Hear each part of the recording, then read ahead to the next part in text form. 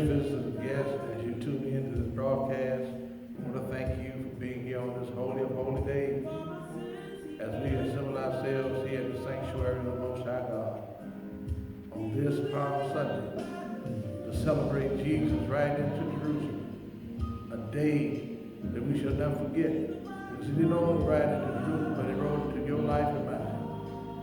Jesus, the triumphant, Jesus, who is praiseworthy of all of our praises.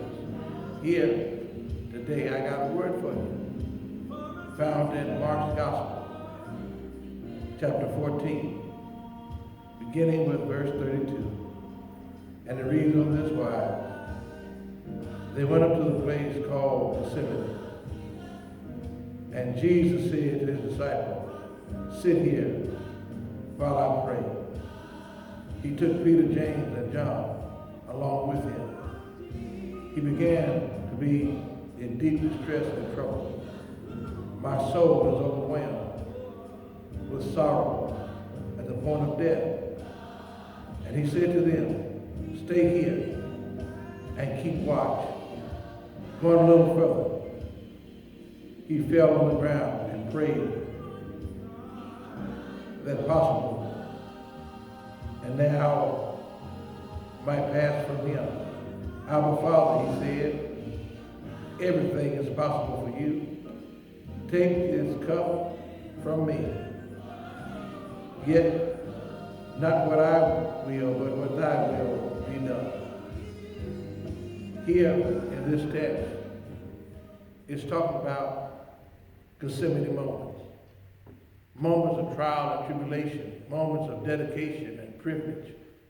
Gethsemane moments is all about making a major decision for the life and legacy of Jesus and for the church.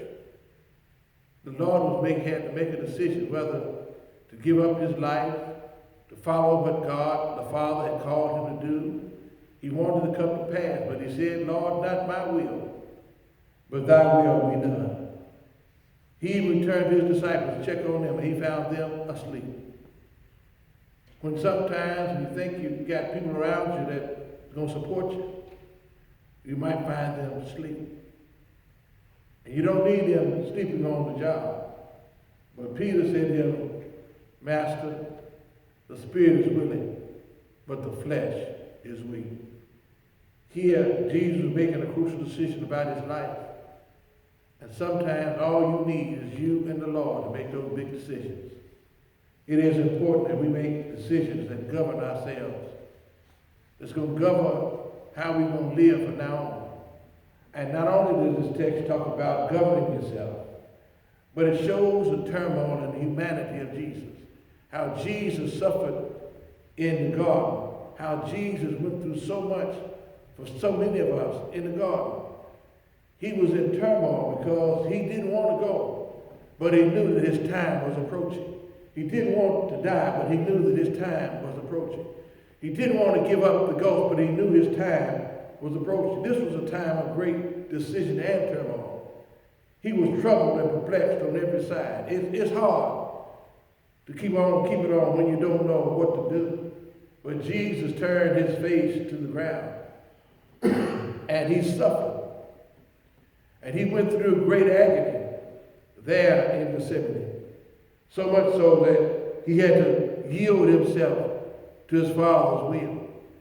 And yielding yourself to the will of the Father ain't always easy. It takes us to surrender ourselves.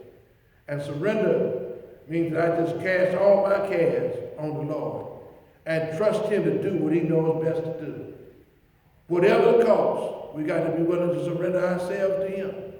Let the Lord have his way with us each and every day. Surrender. Give it up, my will, that his will might be done. Surrender means that I'm satisfied with Jesus no matter what happens to me in my life. It's no longer my will, my thoughts, my body, my presence. It's all about the will of God. Understand that God didn't bring us this far to leave us. But we must surrender ourselves to him and let God be God. Let the Lord have his way with our lives. Here, this text sounds out great messages of peace and understanding. Because after you've gone as far as you can go, you got to surrender and let the boy sleep so you can sleep. Because it gives you great peace once you surrender to God. And you know you made the right decision when you get that peace. Peace of mind, peace of heart, peace of understanding. You got to have peace in your mind, in your heart, in your home, on your job. Peace is important in every aspect of your life. You got to be at peace. I don't know about you today, but I thank God for peace. Peace that he gives us, that nobody can take away. Peace that satisfies the deepest hunger in our lives. Peace that is present every step of the way. Peace that he will surrender to us.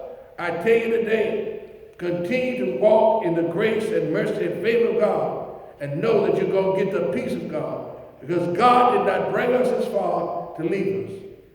By his peace, we are made whole. And by his peace, we can cast our cares on him. Praise the Lord. We can cast our cares on him. He's worthy of our praises because he always shows up right on time. He's a blessing if you know him. I hope you know him today as we recognize him on this Palm Sunday. Praise ye the Lord. The Lord is worthy to be praised. Praise his name. The Lord is worthy of all of our praises. I want to thank you today for this time of reflection. I want to encourage you to continue to support your church as your church continues to support you. The Lord is good, and he's good all the time. May God bless you real good, real good. May the faith of those continue to grow in grace and mercy. God bless you. Heaven smile upon you.